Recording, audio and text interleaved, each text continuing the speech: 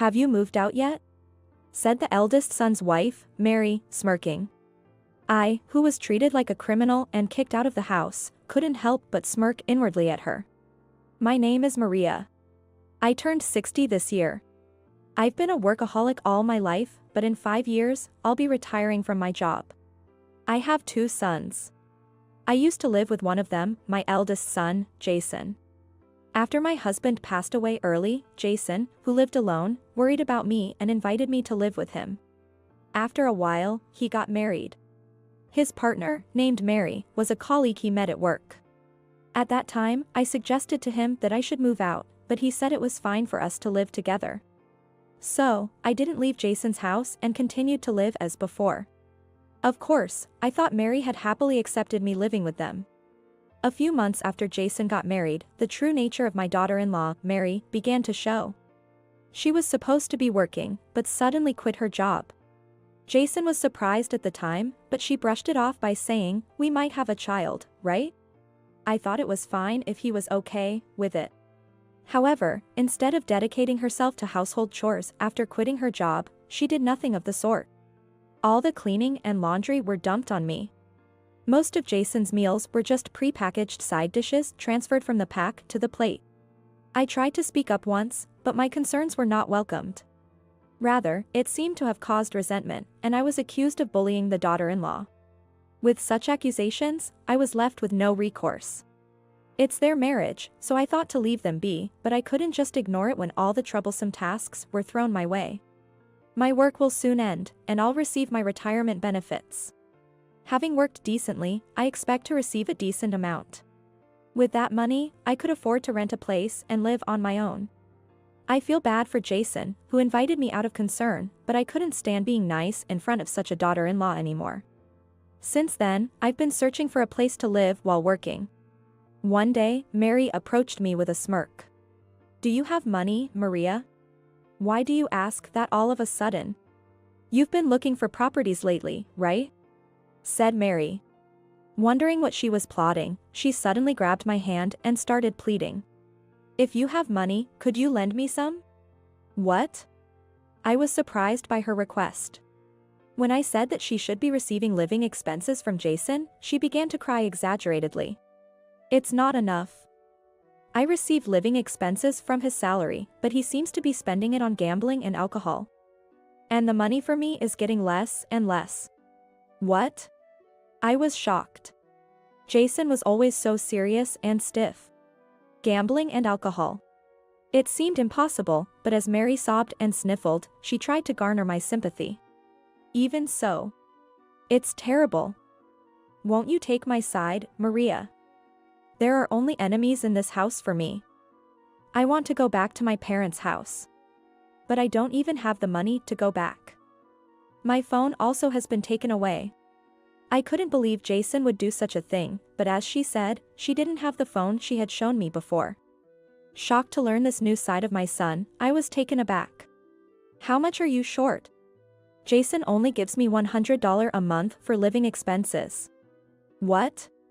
Maria, could you give me $400 for living expenses?"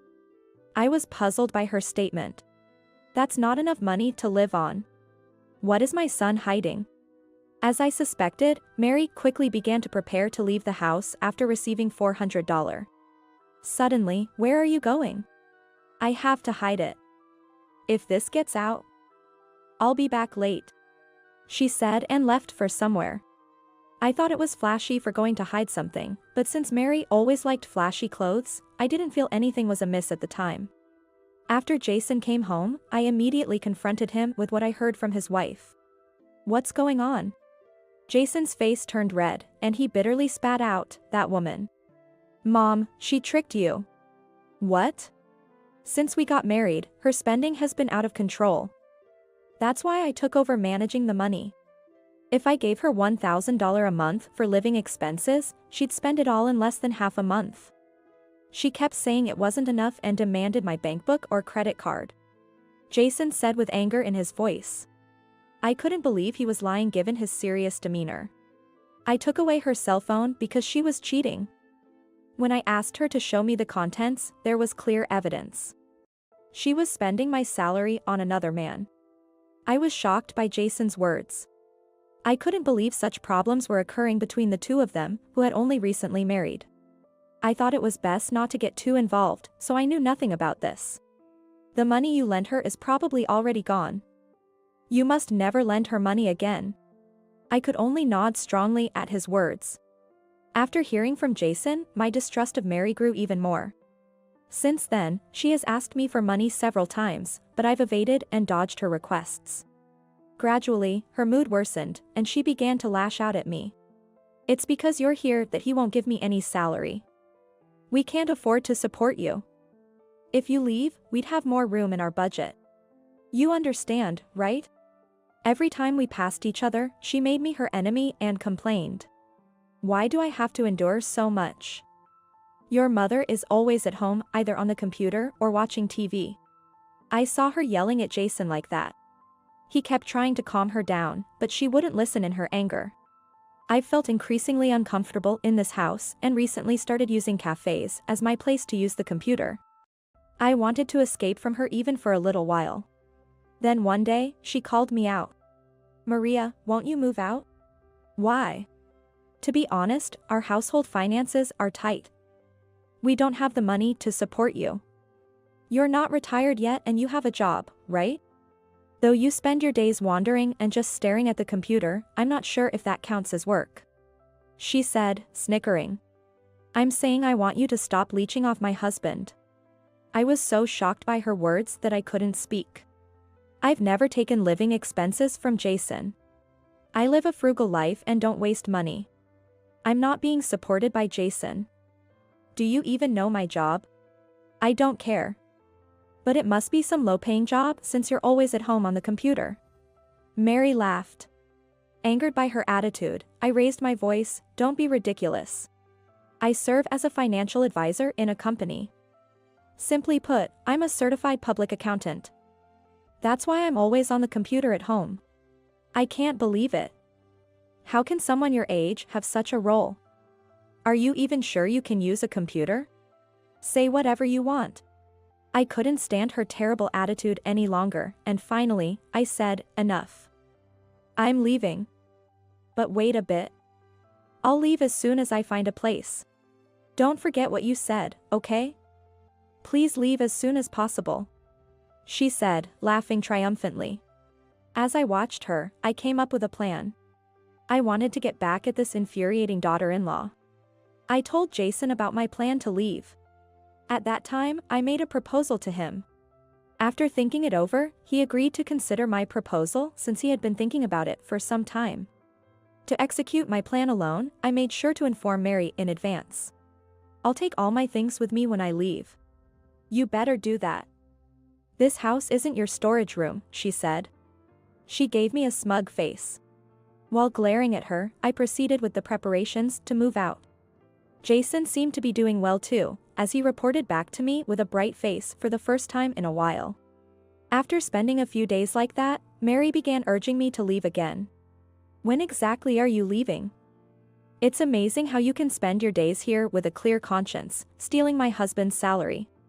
Maybe getting older makes you shameless? Her sarcasm started early in the morning.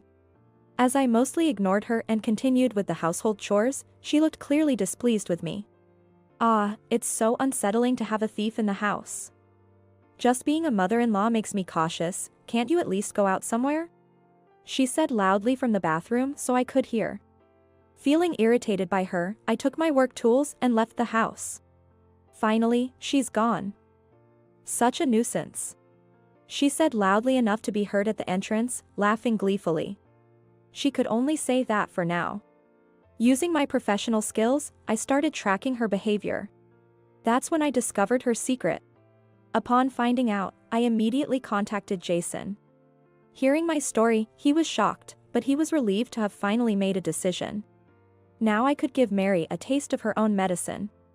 Treating me like a criminal and spending Jason's salary was the lowest of the low. I had to make sure my plan succeeded to make her reflect thoroughly. It was necessary for Mary to remain unaware until then.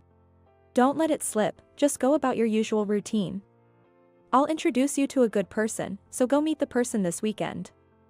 After work is fine. I'll send you the contact details. Thank you. I'll make sure it doesn't seem unnatural and talk to them after work. Jason said, his voice downcast but determined. Praising myself for being his mother, I decided to proceed with the plan. Mary, unaware of our movements, had been talking about planning a trip a month ago.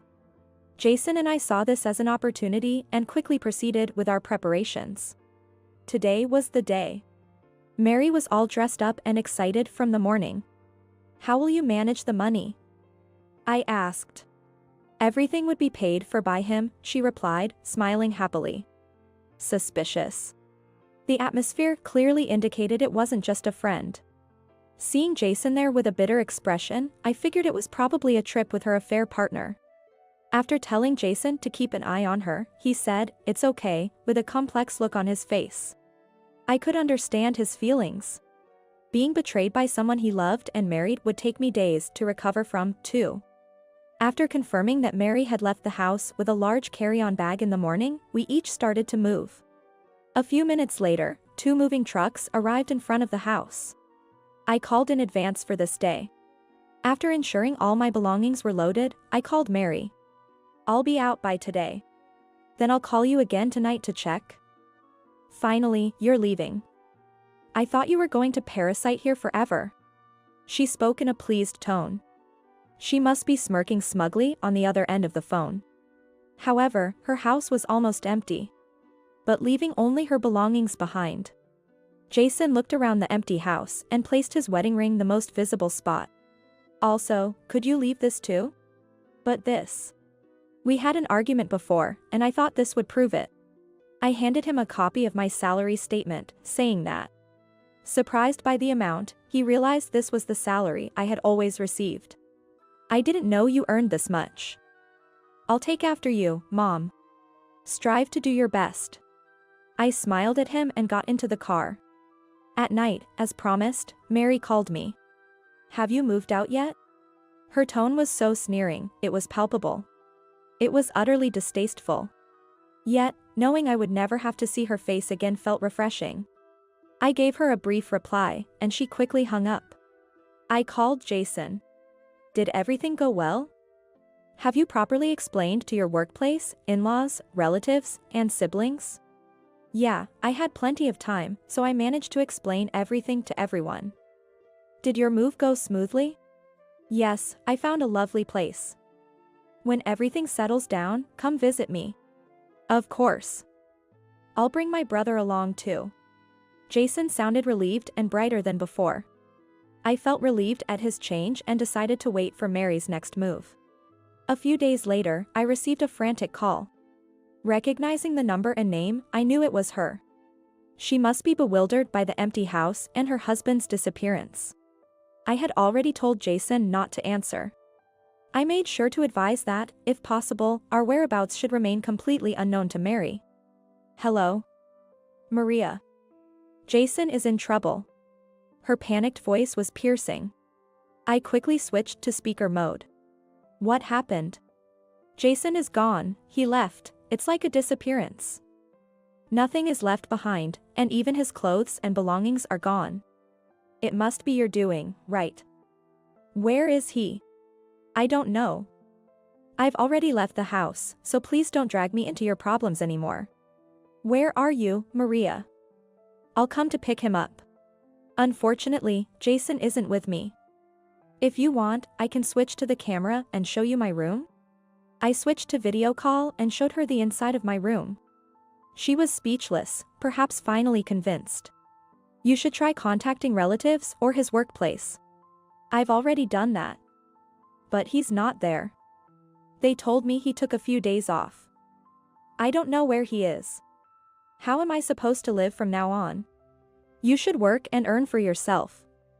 Well, you have debts, so I doubt you can live a wealthy life. When I mentioned her debts, Maria gasped in shock.